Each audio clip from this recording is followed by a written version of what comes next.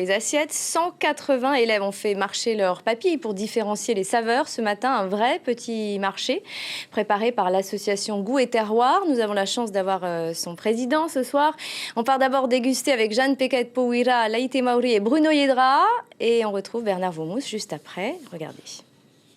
Petit sablé, jus de fruits ou de légumes. Dans ces ateliers, on apprend à découvrir des goûts ou presque. Il y a le potiron, la carotte, donc ils sont un peu moins habitués. Mais sinon, a priori, ils ont aimé les quatre parfums qu'on leur a proposés. On a sorti des goûts pas pareils. Et on a goûté des petits biscuits. J'ai sorti des choses. Et j'ai goûté des choses. Lui aussi a goûté aux épices. Ailleurs, on enseigne comment manger équilibré, mais on ne se fait aucune illusion. Cette génération a ses incontournables. Attention, n'oublie pas qu'il y a aussi la boisson. Évidemment, il n'oublie jamais de mettre le dessert et surtout les hamburgers. Très bien, pas trop non plus. Super. Avec tête de ton doigt. Super. Ici, on met le doigt dans du beurre, on remplit les verres doseurs. Tous les sens se sont mis à contribution pour faire des gâteaux. Tout à fait. C'est qu'ils puissent se rendre compte de déjà ce qu'il y a à l'intérieur. Donc il y a beaucoup de beurre, il y a du sucre. Et oui, éventuellement, qu'ils puissent le faire eux-mêmes à la maison. On le sait, le jeune âge est un terrain favorable à l'apprentissage sous forme de jeu.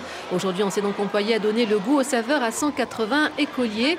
Des saveurs de base comme le sucré, salé, acide, amer et puis toutes les compositions. Des marqueurs gustatifs qui, sûrs, donneront plus tard l'envie à certains de porter le tablier. Et il est là avec l'un des meilleurs ouvriers glaciers de France, Bernard Vomous et Didier Stéphane. Bonsoir. Bonsoir. Merci d'être tous les deux là ce soir. Quel est l'intérêt de faire travailler son palais le plus tôt possible ? L'intérêt, c'est de pouvoir former ce palais, le former d'abord à la base aux différentes saveurs. Comme on l'a dit dans le reportage, le sucré, l'acide, l'amer, ça c'est la base. Développer d'abord les goûts de base. Et puis après, on éduque le palais par la connaissance des produits. Justement, pour la connaissance des produits, le duo cantine scolaire, agriculteur que vous avez mis en place ensemble, ça fonctionne pour l'instant ? Alors, ça fonctionne. C'est une action que nous avons menée, que nous menons actuellement avec le ministère de l'Agriculture et la Fédération Rima Oturaou. Je voulais aussi préciser que toute cette action est menée avec le concours de Air Tahiti Nui, Brasserie Tahiti et aussi du ministère de l'Agriculture. Alors, comment faire on a un grand chef pâtissier, on va en profiter. Et comment faire pour ne pas se laisser tenter par la malbouffe lorsqu'on a peu de moyens ? Est-ce que c'est vrai que pour manger sain, il faut avoir de l'argent ? Très honnêtement, j'y crois pas, si vous voulez. Je pense que c'est plus une histoire d'habitude. En fait, les gens vont souvent à la simplicité, mais il faut bien voir aussi que aujourd'hui la femme travaille et que ça devient compliqué de mijoter et en même temps de faire ses 8 heures de travail. Et je pense très sincèrement... Vous mijotez, vous, hein ? Vous êtes un homme, moi, je suis un grand mijoteur. Moi, oui. Voilà.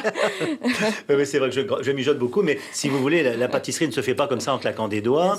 Mais la cuisine, c'est pareil, mais en choisissant des produits sains, de qualité, parce que c'est pas ce qui manque en Polynésie tout de même. On a la chance d'avoir des producteurs. On ne sait plus trop quoi manger. Les légumes, il y a trop de pesticides. Le poisson, il y a du mercure. Alors, c'est pas évident. Est-ce qu'il faut vraiment se tourner vers le marché, selon vous, le plus possible ? J'avais envie de dire ça, parce qu'il doit y avoir un climat de confiance qui s'établit avec son boulanger, avec son marchand de légumes. Et effectivement, je crois qu'on noircit un peu trop la situation. C'est vrai qu'il y a des pesticides, mais le ministère de l'Agriculture, ici comme ailleurs, est extrêmement vigilant. Et donc, de plus en plus, de plus en plus, les agriculteurs sont bien obligés de faire ce que j'appellerais une agriculture raisonnée. Et donc, moi, je crois que c'est plus une histoire de confiance avec les gens avec lesquels vous allez, avec votre panier, faire vos petites courses au marché ou ailleurs. Alors, parmi les problèmes de santé en Polynésie, vous l'avez entendu, on l'a évoqué, on trouve évidemment l'obésité. On dit communément que tout ce qui est bon fait grossir. Est-ce que vous êtes d'accord avec cela ? Non, au contraire, c'est la façon dont on mange, c'est manger équilibré. On peut manger bon et on mange équilibré. Oui, c'est plus une histoire quantitative, parce qu'en fait, c'est vrai qu'on n'est pas obligé, par exemple, je pense au magret de canard, qui est quelque chose qui, lorsqu'on le met dans la poêle, dégage une quantité de graisse phénoménale. Déjà, cette graisse, on ne la mange pas, puisqu'elle fond en cuisant. Et par ailleurs, on n'est pas obligé d'en manger 300 grammes aussi. Donc, c'est plus une histoire de qualité-quantité. Voilà, c'est plus une histoire de quantité. Donc, autre dicton pour lutter contre l'obésité, il faut manger comme un roi le matin, comme un prince le midi et comme un pauvre le soir. Est-ce que vous validez ça, je dirais que cette histoire de roi, c'est plutôt, ça veut dire un petit déjeuner copieux, avec un jus de fruits. Il ne faut pas laisser les enfants, c'est sûr, partir l'estomac vide à l'école, ni les adultes d'ailleurs. Je connais beaucoup de gens qui ne mangent pas au petit déjeuner. C'est une très mauvaise habitude. Les enfants que vous allez encore rencontrer toute la semaine, puisque vous allez vous rendre dans les écoles. Bernard Vaumous et Didier Stéphan, merci beaucoup d'avoir accepté notre invitation ce soir. Bonsoir. La question de la semaine, pour ou contre la reprise de l'exploitation des phosphates à Makatea? Vos réponses par SMS au 70 11, les résultats dans l'hebdo dimanche. Je vous rappelle l'information principale de ce journal.